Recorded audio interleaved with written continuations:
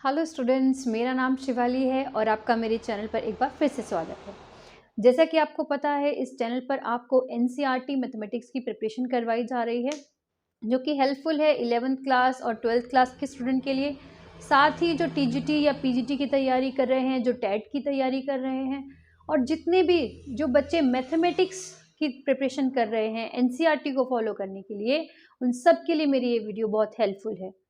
इससे पहले हमने एनसीईआरटी के 11th क्लास के दो जो टॉपिक हो चुके हैं, वो है सेट का और दूसरा रिलेशन एंड फंक्शन का। उसकी बहुत सी वीडियोस पहले अपलोड हो चुकी हैं। आज हमारा जो नया चैप्टर है, जो कि ट्रिग्नोमेट्री का चैप्टर है, जिसको हम मेजरमेंट ऑफ एंगल भी कहते हैं, वो स्टार्ट करने जा रहे हैं। तो without wasting our time, let's start. तो सबसे पहले ये मेजरमेंट ऑफ एंगल या ट्रिग्नोमेट्री है क्या? ठीक है, ट्रिग्नोमेट्री जो है वो ग्रीक के दो वर्ड से मिलकर बना है, ट्रिग्नो और मेट्रोन। ठीक है, ये ग्रीक के दो वर्ड से मिलकर बना है, ट्रिग्नो और मेट्रोन, जिसका मतलब क्या होता है? ट्रिग्नोमेट्री का मतलब होता है I measure the triangle. ठीक है, triangle means I measure the side and angle of a triangle. Clear है? तो ये होता है trigonometry. Trigonometry is the study of या relation between sides and angle of a triangle. Clear? जो हमारे पास ट्रिग्नोमेट्री है, उसकी जो सबसे पहले जिसने इसको डिस्कवर किया था, वो थे हमारे हिप्पार्कस, जिसको फादर ऑफ ट्रिग्नोमेट्री भी कहा जाता है। Father of trigonometry. ओके, ये है ट्रिग्नोमेट्री। ट्रिग्नोमेट्री में यहाँ पे मैंने आपको लिखा, देखो एक्चुअल में ये ट्रिग्नोमेट्री से भी पहले मेजरमेंट ऑफ एंगल्स होते हैं। ठीक है, तो ट्रिग्नोमेट्री में सबसे पहले हम एंगल्स के बारे में पढ़ लेंगे, फिर साइड्स के बारे में आते हैं। ठीक है, एंगल्स में सबसे पहले एंगल होता क्या है? फॉर एग्जाम्पल, आपके पास एक लाइन है ओ और एक एक्स एक्सिस की लाइन है, तो मैंने यहाँ एक्स लिया। ठीक है, किसी पॉइंट पर ये लाइन, ये जो कोई पॉइंट है इस लाइन के ऊपर, वो प्लेन की तरफ मूव कर रहा है। और कहाँ मूव कर रहा है? मान लो मैं इस डायरेक्शन में ले जा रही हूँ, नीचे भी ले जा सकते हैं, इस डायरेक्शन में ले जा रही हूँ। तो जिस डायरेक्शन में ये जा रहा है और किसी पॉइंट पे जाके रुक रहा है, ठीक है, वो पॉइंट मैंने मान लिया पी पॉइंट आ गया। ठीक, उस पॉइंट से ये क्या करता है, इस ओ से मिलाकर एक लाइन ड्रॉ करता है, जिसको ओपी लाइन भी आप बोल सकते हो, ओ वाई भी बोल सकते हो, कोई भी लाइन बोल सकते हो। तो जो ये जो एरो है, ये जो इनिशियल और इसका टर्मिनल पॉइंट है, ये है इसका इनिशियल पॉइंट जहाँ से स्टार्ट हुआ, ये है इसका टर्मिनल पॉइंट जहाँ ये जाके एंड हुआ। तो ये जो इनिशियल और टर्मिनल के बीच में ये जो एरो बन रहा है, ये एरो एक एंगल बना रहा है इन दोनों लाइन के बीच में। ठीक है, ये एक एंगल बन रहा है। क्लियर? तो इस एंगल को हम क्या बोल सकते हैं? Angle XOP। एंगल XOP, जिसका सेंटर ये है O, इसको हम वर्टेक्स बोलते हैं, इसका वर्टेक्स है O। तो ये कैसे बना? किसी लाइन पे कोई पॉइंट जो है अगर प्लेन में मूव कर रहा है और किसी पॉइंट पर जाकर रुकता है, उस पॉइंट से हमने लाइन ड्रॉ की, तो ये लाइन है OP और ये जो एंगल बना XOP बना। क्लियर है? तो ये है एंगल। ठीक, तो ये हमारा हो गया ट्रिग्नोमेट्री और ये हो गया हमारा एंगल। इसके बारे में थोड़ा सा आप लिख लो, ये किसी पॉइंट पे मिल गया, एंगल ही बनता है। ऊपर की तरफ बनेगा तो पॉजिटिव एंगल आएगा, नीचे की तरफ बनेगा तो नेगेटिव एंगल आएगा। पर इनिशियल जहां से स्टार्ट हुआ उसको इनिशियल पॉइंट ही बोलेंगे, और जहां पे खत्म हुआ उसको हम टर्मिनल पॉइंट ही बोलेंगे। क्लियर? बाकी सब सेम रहेगा। ठीक है, तो एंगल जरूरी नहीं ऊपर हो, ये ऊपर भी हो सकता है, नीचे भी हो सकता है। ये नोट कर लो, और फिर उसके बाद हम इसके कुछ क्वाड्रेंट्स के बारे में देखते हैं कि क्या क्वाड्रेंट होते हैं। अब आपको ऊपर और नीचे वाला ये कंसेप्ट मैं क्लियर करवा देती हूँ, ठीक है। आई होप इस नोट कर लिया होगा आपने। इसको रब कर PARCHUS, ओके।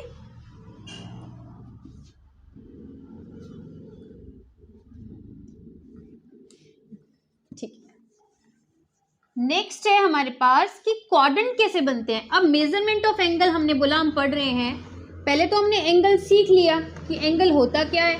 अब इसको मेजर कैसे करते हैं, मेजर या रेशियो एक ही बात है। ट्रिग्नोमेट्रिक फंक्शन, पहले एक मैं आपको ट्राइंगल के बारे में बता देती हूँ। कोई भी एक राइट एंगल ट्राइंगल ले लिया, मैं आपको देखो ये लेके चल रही हूँ। आपका 10th कंप्लीट होगा, आप 11th में हो, तो आपको ये पता होना चाहिए कि एक्यूट एंगल क्या है, ऑब्ट्यूस एंगल क्या है, राइट एंगल क्या है, ठीक है, स्ट्रेट एंगल क्या है। तो ये मैं इतना लेके चल रही हूँ कि आपको इस चीज़ का नॉलेज होगा, ठीक है। एक्यूट एंगल मैं ऐसे बता देती हूँ, जो 0 और 90 के बीच में होता है वो आपका एक्यूट हो गया। जो 90 और 180 के बीच में होता है वो ऑब्ट्यूस हो गया। जो 180 डिग्री का होता है वो स्ट्रेट हो गया। क्लियर?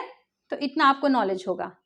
अच्छा, रिफ्लेक्स एंगल क्या हो गया, जो 180 प्लस है वो रिफ्लेक्स एंगल हो गया, ठीक। तो इतना आपको नॉलेज होगा।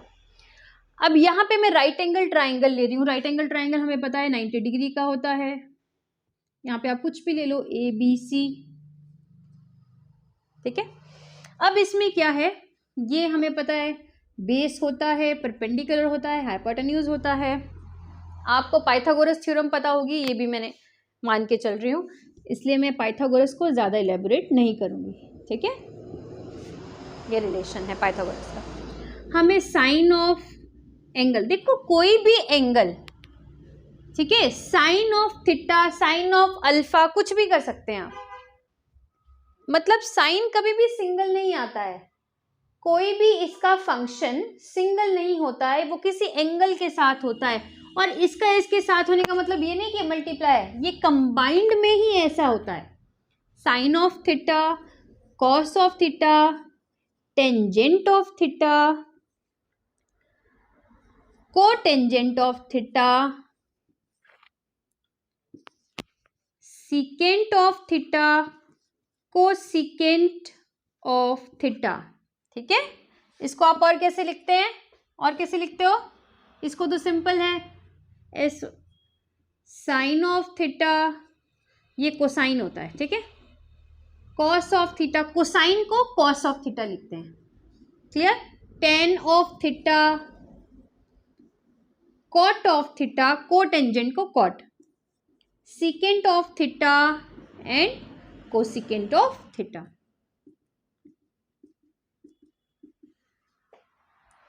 देखो ये वीडियोस उनके लिए हेल्पफुल है जो कॉन्सेप्ट अपना क्लियर करना चाहते हैं, ठीक है। ऐसा नहीं है कि अगर आप लोग बहुत ज़्यादा हरी में हो और आपका एग्जाम बिल्कुल 1 मंथ में है या 15 दिन में है, तो उनके लिए ये वीडियो नहीं, क्लियर। ये वीडियो सिर्फ उनके लिए जो थॉरली स्टडी कर रहे हैं, या जो बच्चे 11th या 12th में हैं, या कोई कॉम्पिटिटिव एग्जाम की तैयारी कर रहे हैं, तो थॉरली जो करना चाह रहा है उनके लिए वीडियोस हेल्पफुल है।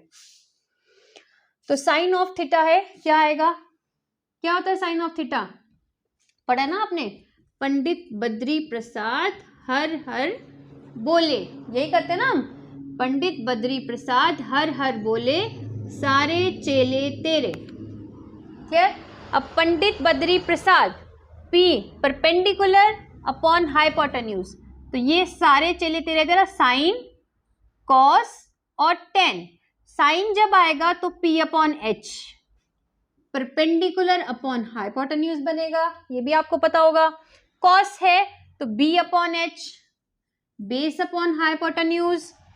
टेन है तो परपेंडिकुलर अपॉन बेस, ऐसे होगा। जब कॉट आएगा तो उल्टा हो जाएगा, टेन से उल्टा कॉट होता है तो B अपॉन P। सिकेंड का उल्टा क्या आता है, कॉस, H अपॉन B, और कोसिकेंड का उल्टा साइन, H अपॉन P, ठीक है। Sine of theta is equal to 1 upon cosecant of theta, cos of theta is equal to 1 upon secant of theta, and tan of theta is equal to 1 upon cot of theta. Clear? ये आपको clear होगा, ठीक है। ये note कर लो, ये बिल्कुल basic था। मैंने आपको एक बार इसलिए बता दिया ताकि हम जो आगे क्वाड्रेंट में जा रहे हैं तो क्वाड्रेंट में हमें कोई प्रॉब्लम ना आए कि किसका कौन सा अपोजिट रहता है।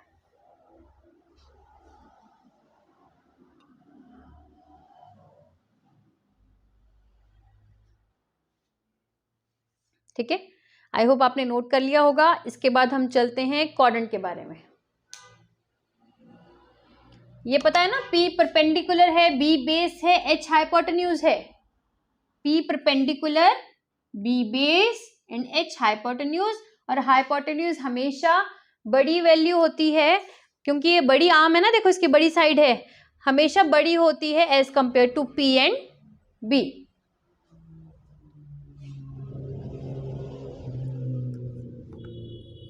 तो करते हैं नेक्स्ट हमारा जो ट्रिग्नोमेट्रिक का मेजरमेंट ऑफ एंगल का, सॉरी, जो नेक्स्ट है क्वाड्रेंट, जो मेन आपका आ रहा है क्वाड्रेंट, जिससे आपको क्वेश्चन बहुत बनते हैं। क्वेश्चन देखो इससे भी डायरेक्ट बहुत बन जाते हैं। जैसे आपका साइन ऑफ थीटा का मैंने बताया, मान लो कोई दे रखा है और आपको साइन ऑफ थीटा में दे दिया 4/5, आपको बोला है tan ऑफ थीटा निकालो। ये क्वेश्चन भी आता है टीजीटी में भी और पीजीटी में कई बार आ जाता है इजी क्वेश्चंस में, ठीक है। टीजीटी के लिए तो है ही ये, तो आपको ये पता होना चाहिए, ये होता है P/H, ठीक है, B/H।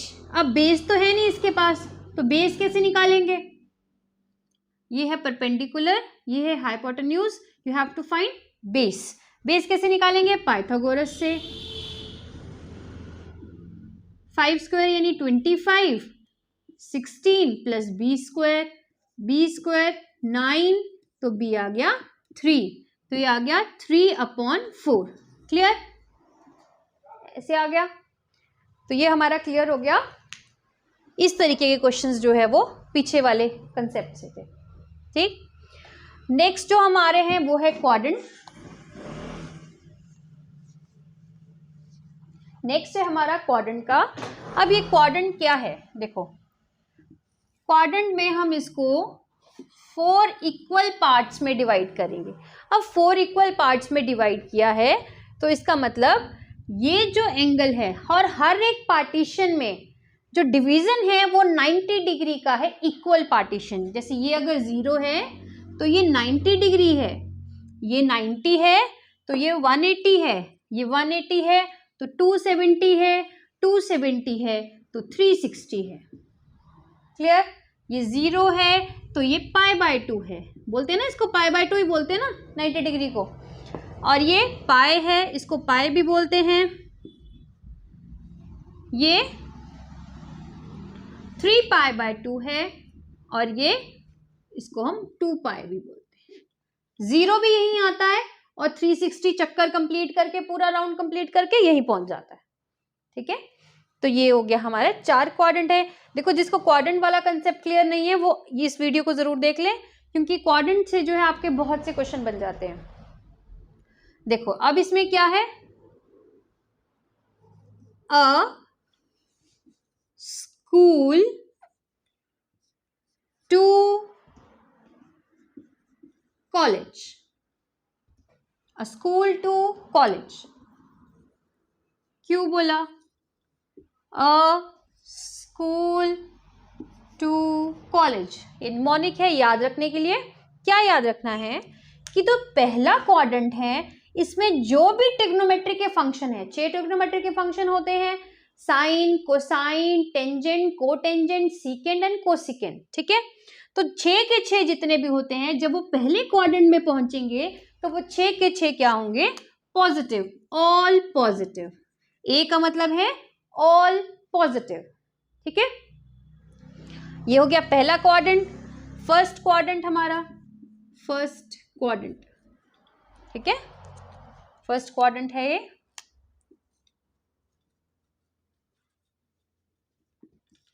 सेकंड है हमारा, क्या लिखा है? स्कूल, स्कूल किससे होता है? एस से होता है। तो एस क्या हुआ हमारा? साइन। याद रखना, सबसे पहले साइन आता है, साइन। साइन और उसका अपोजिट कोसिकेंट। साइन और उसका अपोजिट कोसिकेंट इस वाले क्वाड्रेंट में क्या होंगे? पॉजिटिव होंगे, बाकी सारे के सारे नेगेटिव होंगे। ये हुआ फर्स्ट क्वाड्रेंट, ये हुआ सेकंड क्वाड्रेंट। पहले क्वाड्रेंट में सारे पॉजिटिव, सेकंड क्वाड्रेंट में एस फॉर साइन सबसे पहले आता है, क्योंकि एस सीकेंट भी आता है लेकिन हमने सीक्वेंस में चलना है, ठीक है। साइन सबसे पहले आता है, और हमने अभी पीछे देखा था साइन और कोसिकेंट क्या है? अपोजिट है। तो साइन और कोसिकेंट यहाँ पॉजिटिव होंगे, बाकी यहाँ पे चारों के चारों जो आएंगे तो वो नेगेटिव होंगे। अब क्या आएंगे, कैसे आएंगे, वो मैं आपको बताऊंगी। अभी जितना मैं बताती जा रही हूँ वो नोट करते जाओ और समझते जाओ।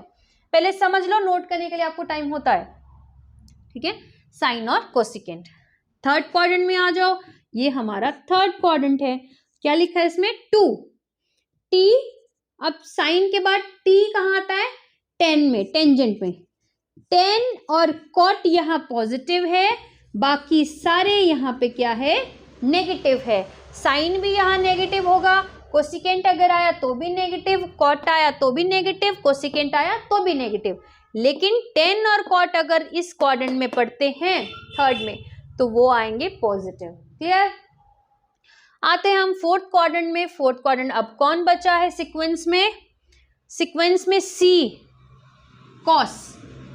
कॉस और सीकेंट उसका अपोजिट है, ये पॉजिटिव होगा, ये हमारा फोर्थ क्वाड्रेंट है, ये पॉजिटिव होगा और बाकी सारे नेगेटिव होंगे।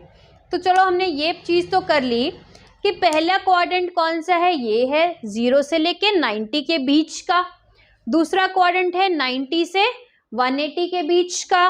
तीसरा क्वाड्रेंट है 180 से 270 के बीच का। फिर 270 से 360 के बीच का। क्लियर? ये चौथा क्वाड्रेंट है। पहले क्वाड्रेंट में जो भी ट्रिग्नोमेट्री के 6 फंक्शन अगर लाए करेंगे, मतलब 0 और 90 के बीच में अगर कोई भी ट्रिग्नोमेट्री फंक्शन होगा तो वो पॉजिटिव होगा, और अगर कोई 90 और 180 के बीच में होगा, उस केस में अगर सेकंड क्वाड्रेंट, हमें उस केस में सेकंड क्वाड्रेंट आता है, लेकिन उसमें क्या होगा? अगर तो ये साइन और कोसिकेंट आए तो इसको पॉजिटिव रखा जाएगा, बाकी सारे के सारे यहाँ नेगेटिव होंगे। ठीक है। नेक्स्ट 180 और 270 के बीच में, ये तीसरा क्वाड्रेंट है। यहाँ पर कोई आता है 6 के 6 हमारे ट्रिग्नोमेट्रिक फंक्शन, तो उसमें से ये 2 पॉजिटिव होंगे, बाकी 4 के 4 नेगेटिव। ठीक है। अब आते हैं चौथा क्वाड्रेंट, जिसमें बोला जाता है 3π/2 और 360 के बीच का एंगल अगर ये पॉजिटिव होता है तो ठीक है, अगर इसमें इसके बीच में कोई लाई करता है तो वो तभी पॉजिटिव होगा अगर कॉस और सीकेंट है। अगर कॉस और सीकेंट के अलावा चाहे साइन है, कोसिकेंट है, टेन है, कॉट है, वो इस क्वाड्रेंट में नेगेटिव होंगे। क्लियर? तो आई होप आपको ये चीज समझ आ गई होगी। अब आपको मैं बता देती हूँ इसमें कि कैसे चेंज करते हैं, चेंज कैसे आएगा। देखो, सबसे पहले आपने ये ध्यान रखना है, ये ध्यान रखना है आपने, यहां पे एंगल क्या बोला है?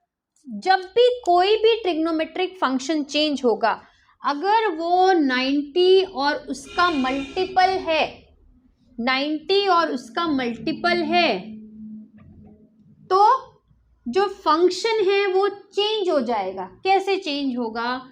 साइन जो है वो बदल के किस में चेंज हो जाएगा? साइन कॉस में चेंज हो जाएगा, और कॉस जो है वो साइन में चेंज हो जाएगा।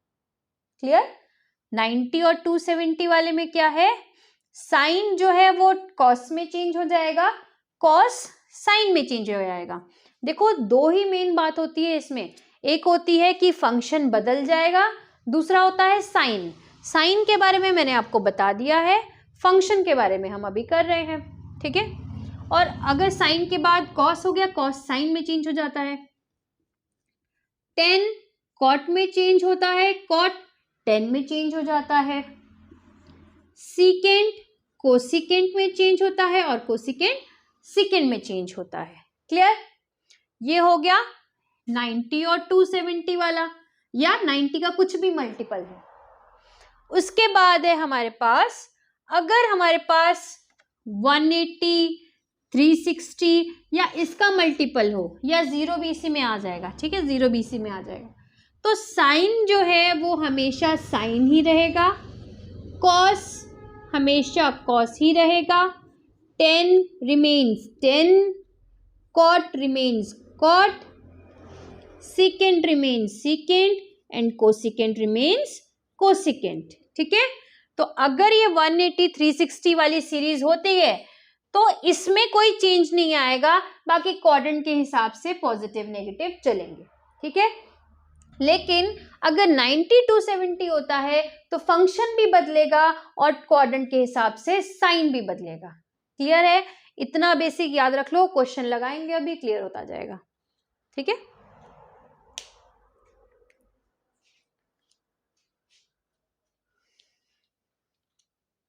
ये नोट कर लो। उसके बाद मैं आपको जो इसका एक बेसिक टेबल है वो आपको करवाती हूँ। मैंने पहले इसको क्यों करवाया, क्योंकि टेबल से भी मैं आपको प्रूव करवाऊंगी कि ये जो क्वाड्रेंट है वो किस तरीके से निकालना है। ठीक है, आपने वो साइन 0, 30, 45, 60, 90 वो वाला टेबल किया होगा ना, 10th में वो टेबल करते हैं, तो ये भी है उसमें, ये उसके बाद आता है।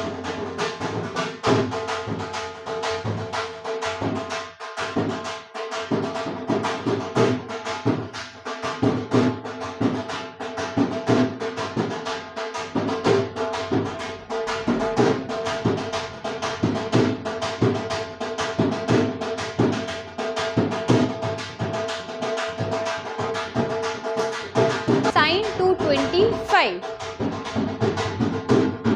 तो आप इसको कैसे लिख सकते हो, साइन 180 प्लस 45 ऐसे लिख सकते हैं। क्लियर? अब साइन 180 प्लस 45, सबसे पहले क्या करेंगे, 180 प्लस माइनस थीटा, यही था, प्लस माइनस थीटा ही किया था इसमें भी प्लस माइनस थीटा किया है। अगर 180 प्लस माइनस थीटा कुछ भी होता है, चाहे प्लस में चाहे माइनस में, अब 180 प्लस थीटा है, ठीक है, 180 प्लस थीटा है, तो 180 देखते ही आपने क्या करना है, साइन को साइन में बदल दिया, साइन ऑफ 45। अभी ऐसा नहीं करना कि 45 की वैल्यू डाली और सॉल्व कर दिया, नहीं, आपने दो काम करने हैं।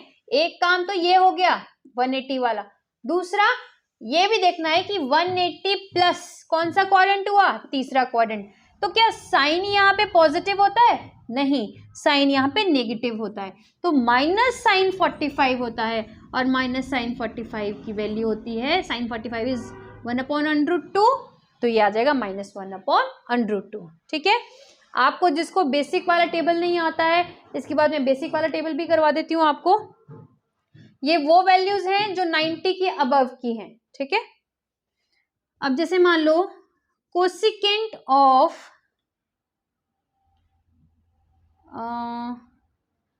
210, ठीक है, 210 है। क्लियर? तो अब इसको कोसिकेंट ऑफ 180 प्लस 30 डिग्री कर सकते हैं। अब देखो ये 180 प्लस 30 कोसिकेंट कौन सा क्वाड्रेंट है, तीसरा क्वाड्रेंट है, तीसरे क्वाड्रेंट में सिर्फ 10 और कॉट पॉजिटिव हो सकता है, ये नेगेटिव आएगा, माइनस कोसिकेंट ऑफ 180 प्लस है, तो 180 में क्या होता है, सेम रहता है,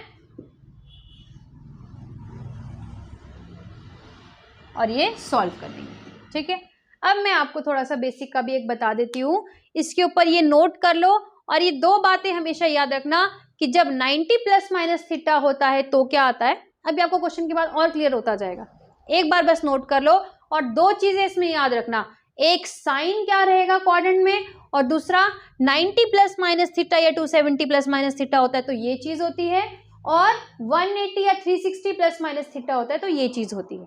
ठीक है, दो चीजें ध्यान रखनी है, इसको नोट कर लो, इसको रब करके फिर मैं क्वेश्चंस करवाती हूँ आपको।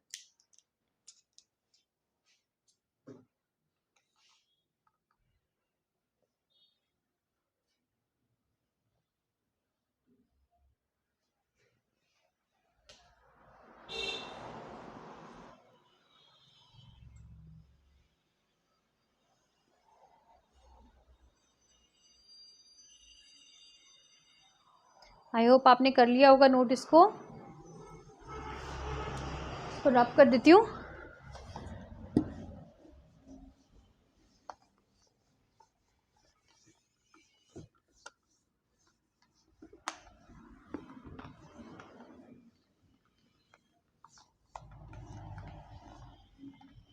जिसको ये 90 और ये वाला टेबल ध्यान नहीं है उसका वो एक बार टेबल देख लो। Sine, cos, tan, cot, secant, cosecant, ठीक है।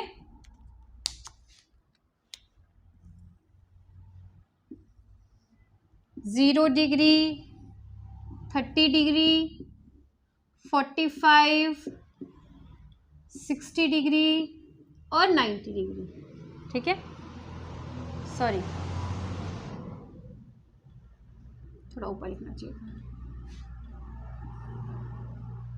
0 डिग्री, 30, 45, 60 और 90 डिग्री, ठीक है। अब साइन है यहाँ पे cos, tan, cot, secant and cosecant, ठीक है। 4 क्वाड्रेंट होते हैं। इसकी फर्स्ट वैल्यू क्या होती है? 4 क्वाड्रेंट रहते हैं, 4 में डिवाइड किया जाता है, ठीक है। तो जरूरी नहीं है 0, 30, 45, हर एक पार्टीशन 90 डिग्री का होता है। तो 4 क्वाड्रेंट के हिसाब से हम डिवाइड करते हैं। सबसे पहले हम 0 को करते हैं 4 से, तो हमारे पास क्या आता है 0। फिर हम 1 को करते हैं 4 से, हमारे पास क्या आता है 1/2। नेक्स्ट 2/4, 1/√2। नेक्स्ट क्यों आया 2 1 ज़ा 2, 2 2 ज़ा 4, तो ये स्क्वायर रूट में रहा। 3/4 √3/2 and next one is 4/4 which is equal to 1, ठीक है। ये है साइन का एंगल। कॉस का क्या होगा? कॉस का क्या रहेगा? ये हो जाएगा 1, बिल्कुल इसका अपोजिट, √3/2, 1/√2, 1/2 और 0। कैसे हुआ? जो इसका 90 है इसका 0, इसका 60 इसका 30, 45 रिमेन सेम, इसका 30 इसका 60 और इसका 0 इसका 90। क्लियर? ये है कॉस का, ठीक है। नेक्स्ट है 10 जो कि होता है sine upon cos. Sine upon cos क्या आएगा 0/1, क्या आता है 0। 1/2/√3/2 सॉल्व करेंगे, यू विल गेट 1/√3। इजी है ना? देखो 1/2 डिवाइड बाय √3/2, 1/2 ऐसे है, इस तरफ चला जाएगा, रेसिप्रोकल हो जाएगा एंड यू विल गेट 1/√3। इतना तो अंडरस्टूड है, ठीक है। जो बच्चे जैसे 11th के हैं, कईयों को ये कॉन्सेप्ट क्लियर नहीं होता है। जैसे मान लो आपके पास कोई ऐसे टर्म है, इसके पास न्यूमिनेटर डिनोमिनेटर दोनों है, इसके पास भी न्यूमिनेटर डिनोमिनेटर दोनों है, ठीक है। तो आप क्या करते हो, नीचे वाला अपोजिट कर देते हो। ये तो आपको क्लियर होता है। मान लो यहां पे न्यूमिनेटर 1 है और डिनोमिनेटर ये होता है, तो अब आप क्या करोगे, ये वैल्यू पूरी कंप्लीट है, ए नहीं है, तो आप अपनी मर्जी से 1 यहां लगा दोगे, तो ये हो जाएगा 1/1 और 2/√3। आपका कंफ्यूजन यहां क्लियर हो जाएगा। या फिर आपके पास 1/√3 दे रखा है और नीचे कुछ नहीं दे रखा है, ठीक है, इसके नीचे डिनोमिनेटर में कुछ नहीं दे रखा है। क्लियर? तो हमने 1 डाल दिया, 1/√3 एज इट इज रहने दिया और 1/2। तब आप कंफ्यूज होते हो कि कभी 2 मल्टीप्लाई हो जाता है, कभी 2 डिवाइड में आ जाता है, ऊपर चला जाता है, तो ये वो रीजन होता है, ठीक है। जहां पर जो वैल्यू नहीं होगी उसकी जगह 1 पुट कर देना। क्लियर? अगर ऊपर वाले का डिनोमिनेटर नहीं होगा तो वहां पुट कर देना 1, अगर नीचे वाले का डिनोमिनेटर नहीं होगा तो वहां 1 पुट कर देना। क्लियर है? तो इस तरीके से हमारा 10 का आ गया। अब इसमें 1/√2, 1/√2, 1 आ गया, ठीक है। √3/2, 1/2 दैट इज इक्वल टू √3। और 1/0 is undefined, not infinity, it is undefined. Clear है? नेक्स्ट है कॉट ऑफ थीटा, कर दो reciprocal, it is undefined, it is under root of 3, it remains 1, it becomes 1 upon under root 3 and this one is 0. इसको reciprocal कर दिया। ठीक है, अब कॉस क्या, सीकेंट क्या होता है?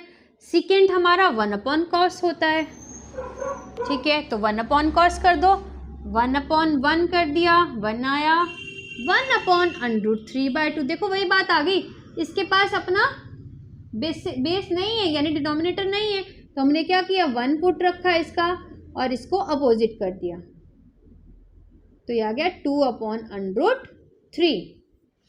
क्लियर? यहाँ पे क्या आ गया, कॉस का एक और नेक्स्ट है 1 अपॉन अंडर रूट 2। देखो 1 अपॉन अंडर रूट 2 एक टर्म है, इसके पास अपनी वैल्यू नहीं है, तो ये क्या आ जाएगा, यानी अंडर रूट ऑफ 2।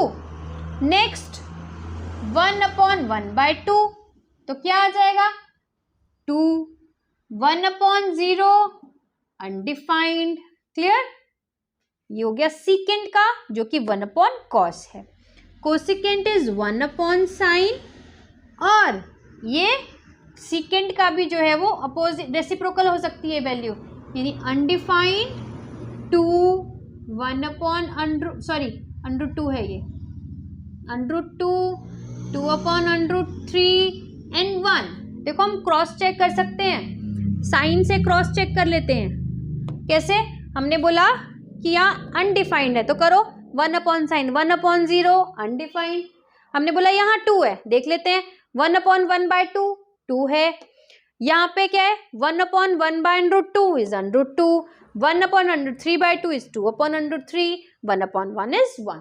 ठीक है, तो हमने एक सॉल्व करना है, दूसरा बिल्कुल चेंज कर देना है उससे, रेसिप्रोकल।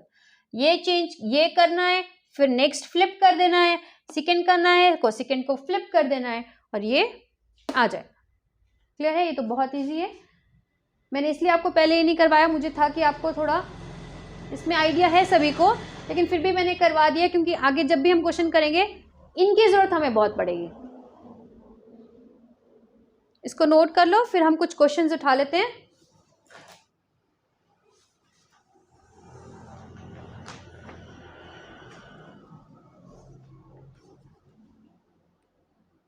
क्वेश्चन ले लेते हैं।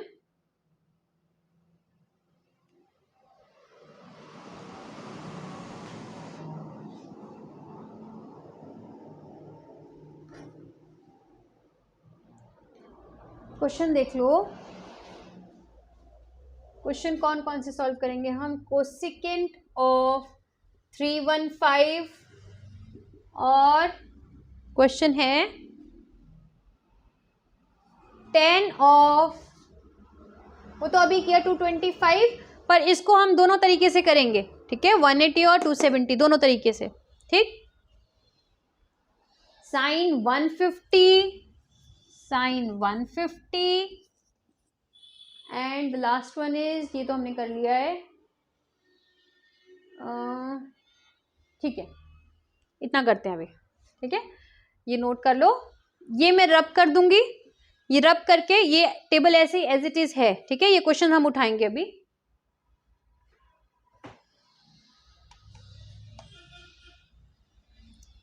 ये रब करती हो सिर्फ, ये याद रख लेना है ना, ये 1 अपॉन साइन होता है, 1 अपॉन कॉस होता है, ये साइन अपॉन कॉस होता है, और फ्लिप करने का तो पता होना चाहिए, एक सॉल्व करो एक फ्लिप करो, एक सॉल्व करो फ्लिप करो, सॉल्व करो फ्लिप करो, तो आपको इजी हो जाएगा। ठीक है, पहले कोसेकेंट ऑफ 315, 315 क्वाड्रेंट में देखेंगे, दो तरीके से कर सकते हैं। कौन कौन सा? हमने किया था 180, 360, एक किया था 90, 270, तो हम दोनों तरीके से सॉल्व करेंगे इसको और दोनों से आंसर सेम आएगा। कैसे लिख सकते हैं? कोसेकेंट ऑफ, अगर हम करते हैं 180 वाला, 180 वाला, तो क्या आएगा और अगर हम करें 90 वाला तो क्या आएगा, 90 का 270 ले लो आप, 270, ठीक है। इसको हम क्या ले सकते हैं 180 जगह 360, 360 माइनस में कितना, माइनस में 45, और 270 कितना प्लस में 45। क्लियर है, दोनों यही है, एक cos 360 माइनस 45 कोसिकेंट और कोसिकेंट 270 प्लस 45। अब 360 में हमने क्या कहा था, दो चीजें हमने ध्यान रखनी है, एक एंगल क्या है, दूसरा क्वाड्रेंट क्या है।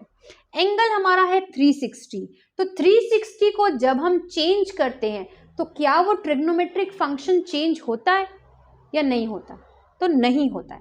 तो फर्स्ट जो हमने किया 360 माइनस 45 में एक चीज तो क्लियर है कि ये कोसिकेंट ही रहेगा, कोई चेंज नहीं आएगा।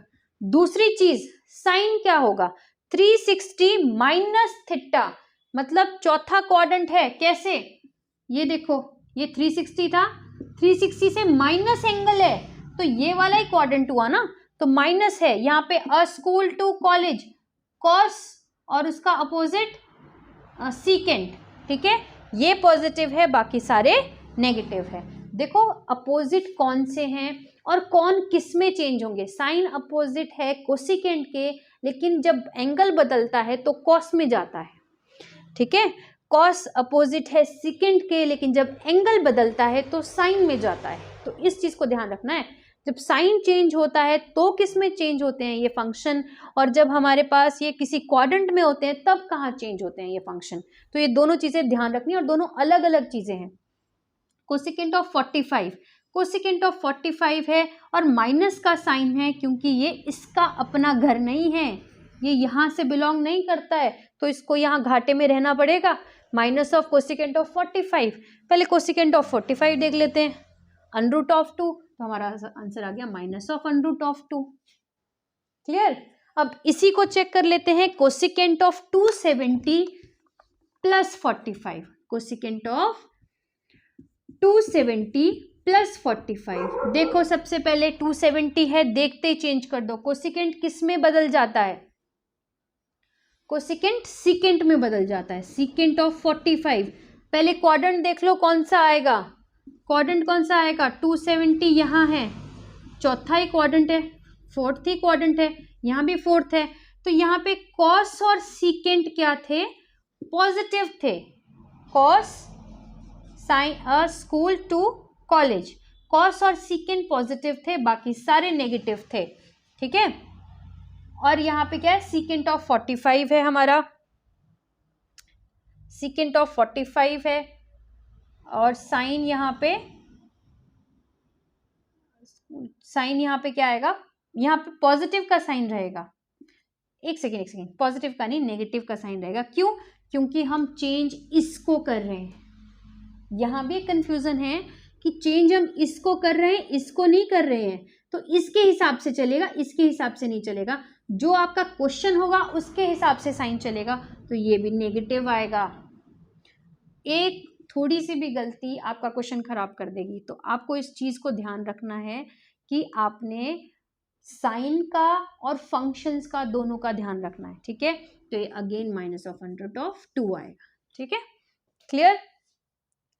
फिर से देख लेते हैं और क्वेश्चन, साइन ऑफ 150 डिग्री देख लेते हैं, कैसे कैसे बदल सकते हैं, लिख सकते हो 180 माइनस 30 लिख सकते हैं, 150 को लिख सकते हैं, 90 प्लस 60 लिख सकते हैं, लिख सकते हैं। अब देखो 180 है तो आंख बंद करके साइन को साइन ही लिख दो, 180 माइनस थीटा है, 180 माइनस थीटा यानी सेकंड क्वाड्रेंट है, और स्कूल यहाँ साइन पॉजिटिव होता है तो ये पॉजिटिव आएगा, sine 30 degree 1/2, sine 30 degree 1/2। 90 plus 60 कौन सा क्वाड्रेंट है, ये है 90, 90 प्लस 60 फिर से यही क्वाड्रेंट आया, पर 90 है तो चेंज होगा, साइन का बदल जाएगा कॉस में, ठीक है। अब यहाँ पे क्या है, साइन ही था तो यहाँ पे ये पॉजिटिव रहेगा, ठीक है। हमने कॉस के हिसाब से नहीं चेंज करना, साइन के हिसाब से चेंज करना है। जो क्वेश्चन दिया है cos 60 डिग्री, cos 60 डिग्री क्या है हमारा 1/2, तो सेम आंसर आया। चाहे यहां से निकालो चाहे यहां से, आप कैसे भी कर सकते हो। 180 इजी इसलिए होता है क्योंकि आपको फंक्शन को चेंज नहीं करना पड़ता, बाकी साइन तो दोनों में ही देखना है। अब होमवर्क है आपके लिए 10 ऑफ 225 को दोनों तरीके से करके आपने कमेंट बॉक्स में डालना है, ठीक है। आज का आई होप आपको ये समझ आया होगा, जो हमने आज ट्रिग्नोमेट्री का बेस किया है, एंगल क्या होता है उसके बारे में किया है, एंगल्स देखे, ट्रिग्नोमेट्रिक फंक्शंस देखे, टेबल किया, क्वाड्रेंट किया, क्वाड्रेंट के ऊपर क्वेश्चंस किए, और कल हम दोबारा से क्वाड्रेंट के ऊपर क्वेश्चंस करेंगे, उसके बाद ही हम आगे चलेंगे, ठीक है। जब तक आपका क्लियर नहीं होगा बेसिक, तब तक हम आगे नहीं चलेंगे। आई होप आपको वीडियो अच्छी लगी हो, कंटेंट अच्छा लगा हो। कोई प्रॉब्लम आएगी तो प्लीज़ आप कमेंट बॉक्स में पूछिए, कोई सजेशन होगी प्लीज़ पूछिए। तो इसी साथ आप बने रहिए। Thank you so much.